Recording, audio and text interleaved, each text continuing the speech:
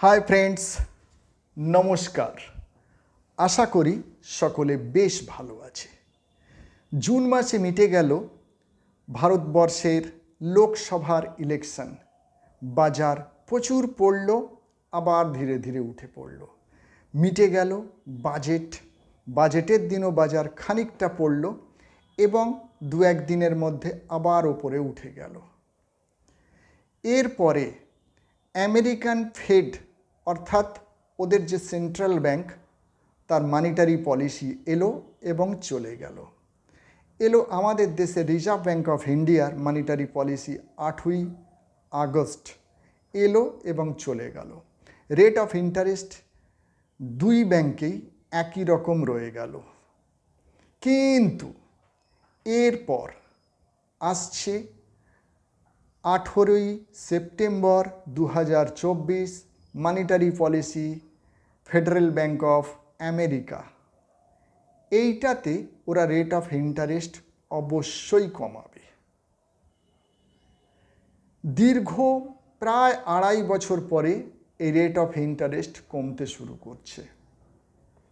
এই rate of interest বাড়তে শুরু করেছিল 22 সালের মার্চ মাস থেকে।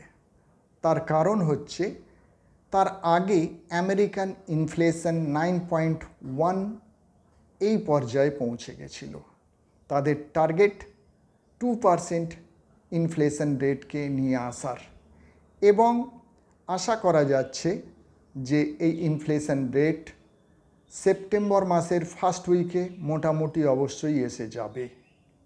এবং আমার ধারণা যদি কিছু কমও থাকে তাহলেও রেট অফ ইন্টারেস্ট কাট হচ্ছে। এইবার দেখা যাক যে এটা 0.25% কাট হচ্ছে না 0.5% কাট হচ্ছে। 0.25% কাট হবেই হবে, এটা কেউ রুখতে পারবে না। আর যদি 0.5% হয় তাহলে বাজার আরও জোর ছুটবে।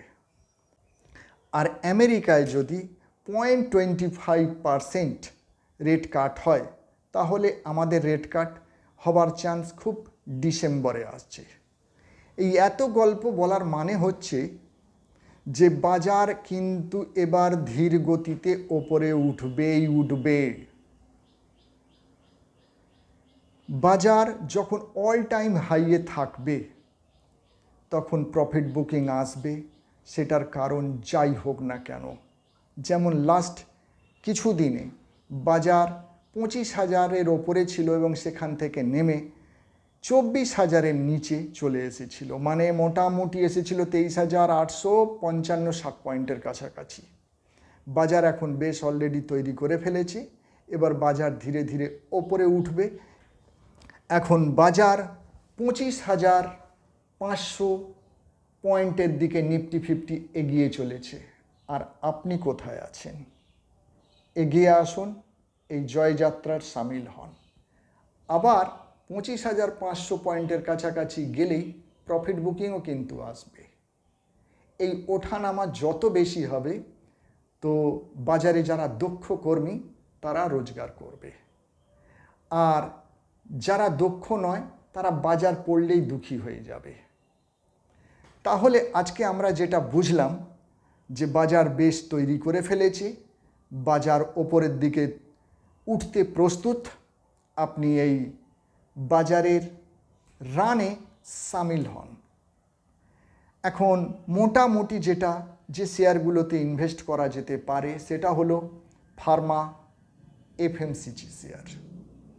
যদি লং টার্মের কথা ভাবেন তাহলে আইটি শেয়ার, যদিও আইটি কোম্পানিগুলো আমেরিকা এবং ইউরোপের ওপরে নির্ভরশীল।